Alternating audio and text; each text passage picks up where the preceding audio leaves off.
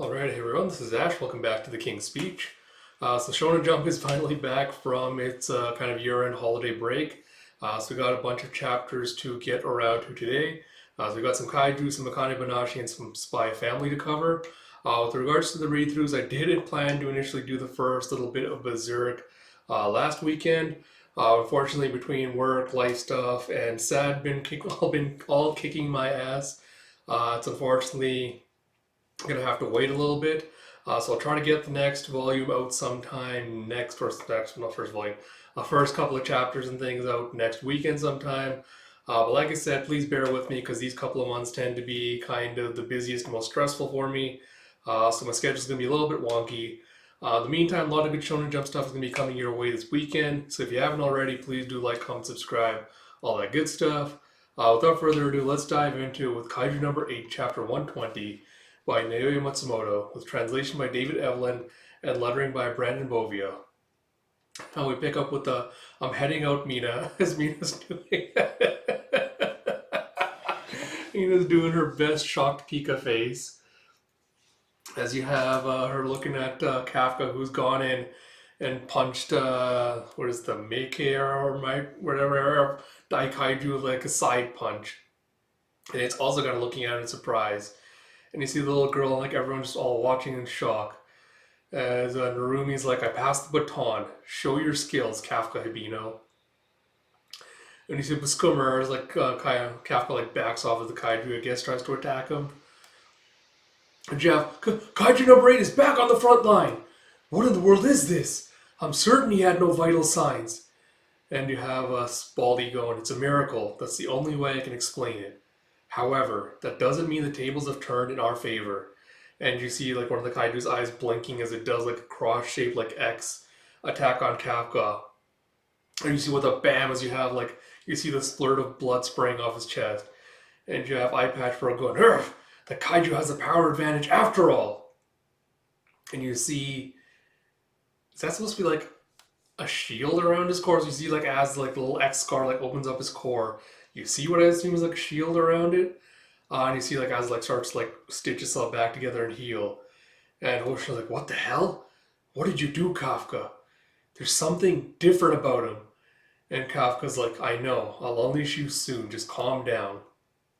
As you boom, and you see like below his feet, you see the different like kaiju spirits and things all kind of just like rumbling underneath his feet.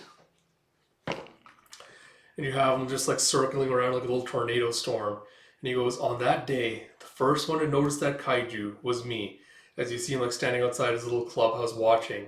He goes, I reported the sighting. That was all I could do.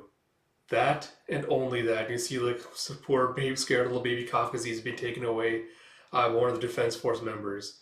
He goes, back then, if I had been a captain with a 99% unleashed combat power, or a master blade wielder and the strongest sharpshooter around, or a superhero with a 10,000 kaiju kill count, if I hadn't just been a helpless kid, the house that my dad took out loans to have built, the stationery store where my grandma bought me a pencil case that doubles as a game, the karage chicken shop that my mom worked at part-time, the octopus park where I fought those guys in 3rd grade, the game, God, the BS too, the game system I finally got my parents to buy me, and Mina's calico. I could have saved them all and given us a different future.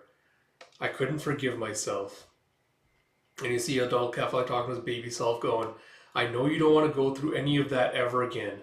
The path I chose after I grew up isn't what you envisioned, but at the very least, I'm going to go out there and fight in a way that makes you proud. And as like walking by his younger self, you see his younger self just like catching by like his hand, just like grinning at him. And he goes, let's go. And you see Krish, there's like a little crack starting to appear in his kaiju face mask. Oh, God. And you see him just like molting it off, like it all explodes off him and like turns into like a white colored kaiju. See, I don't know. Let me see if I can get this. Is a double page spread, sorry. Yeah, so there you go. Don't know if you can see that properly, but yeah. Honestly, I don't know. I'm not a huge fan of the inverted colors, like the white with like the black markings now going through like all the veins and things like he had in his previous kaiju form. Like doesn't really like scream to me like, oh my god, like this is the second phase, like this is his Super Saiyan power up. So apart from that, not a lot to say this chapter. Like, man, Matsumoto, you're just milking this for all it's worth, and reading this week to week, it's such a phenomenal drag having to wait for it. And it doesn't help that we've had like long hiatus, a month long hiatus, one chapter month long hiatus. And I'm not blaming like Matsumoto-san on like taking those breaks and things to look after his health. Like that's all fine with me. But it doesn't help them when you come back from all of that with a chapter that's basically just as much as I dislike the term like filler and just like drum things just getting dragged out and dragged out and dragged out. So we'll talk about the chapter before I start like talk about like serious stuff overall. Honestly, not much. Like I said, not really much to say. You got kind of like the same thing, like, oh, Kafka comes in, does like a midsection punch, and we're kind of just like running through the tropes, like, oh, the hero comes back, the monster attacks him, like he shows off like how much more powerful he is now, like how much better he is and everything. It was very much by the book. And apart from that, like I don't know, like a lot of this Kafka being like, back then if I had been a captain with like this combat power, like this and this things, if I hadn't been a helpless kid, like maybe I could have done something. It feels like too little, too late. Like this feels like a flashback that should have been put in somewhere way, way earlier. Maybe as a way to kind of like commiserate with the spirits inside of him to kind of like showcase like the stronger bond that he kind of like built with them for the transformation. Because this is something I was thinking about last chapter and like with this one.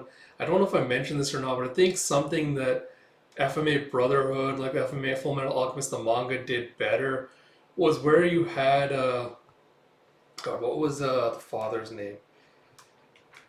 Hold on, Hohenheim. Hohenheim when he had the same thing where he had like all the spirits of the citizens that were killed by the homunculus to turn him into the immortal.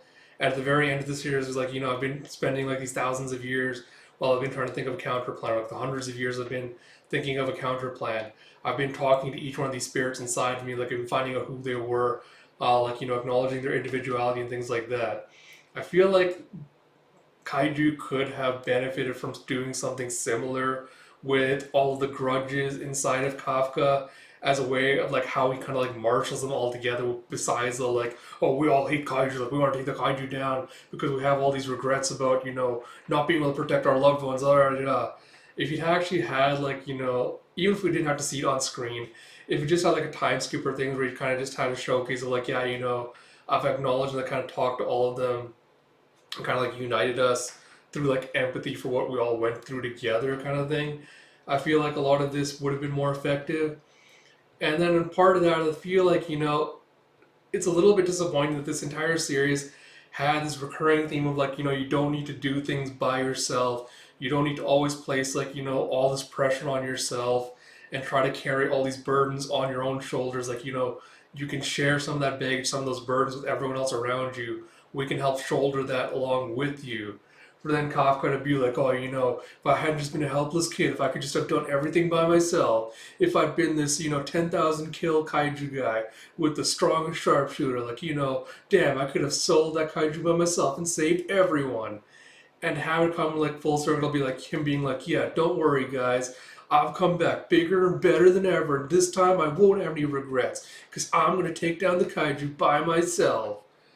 Like it just feels like there's a little bit of a dissonance there between like why are you pushing this message, and at the end kind of just reverting to like the very common like shonen tropes of like they're like oh the savior will come and save us, like we'll just have to wait for him and rely on him to do everything for us. So in that regard, it's a little bit disappointing. But apart from that, I know I've been waffling a little bit on what is Kaiju going to end after this arc? Is it not going to end? What's going to happen? And I feel like either way, I think Kaiju is finished. Like I think I'm in both minds of like I do believe that this is the final arc. I think Matsumoto is kind of implying that with not only how much this is dragged out, with like everything kind of being wrapped up, so to speak, so neatly. I feel like this is the final arc. We might have like one part that comes after this, like one mini arc with like either Kafka turning back into a human or kind of like accepting that he's a kaiju now and he can like maintain a human form like number nine was able to do and like mimic it. 'Cause I feel like even if we have like a mini arc with like the government being like, oh, he's a kaiju now, we can't trust him, we gotta take him into custody and stuff like that. I feel like we'll have the stereotypical thing, like everyone being like doing the I am Spartacus thing, where it's like, no, you can't take him. Like, he's one of us now, you can't, he's part of the defense force. And they'll like stand up and be like, no, you can't take our friend away from us, da da da, kind of thing. But even if if Matsumoto decides to like artificially extend it beyond this arc, I don't feel like he could do that without it feeling trite. Because I don't think you can really escalate it beyond what he's done so far in this series. And I feel like it would be basically dying a slow death if he attempted to do that. Well, I guess we'll see what happens with that. With all that said, I hope you all did enjoy this video. If you did, please do like, comment, subscribe, all that good stuff. Apart from that, like I said, a lot of good Shonen Jump will be coming out your way this weekend, so look forward to that. And until next time, this is Ash. Talk to you all later.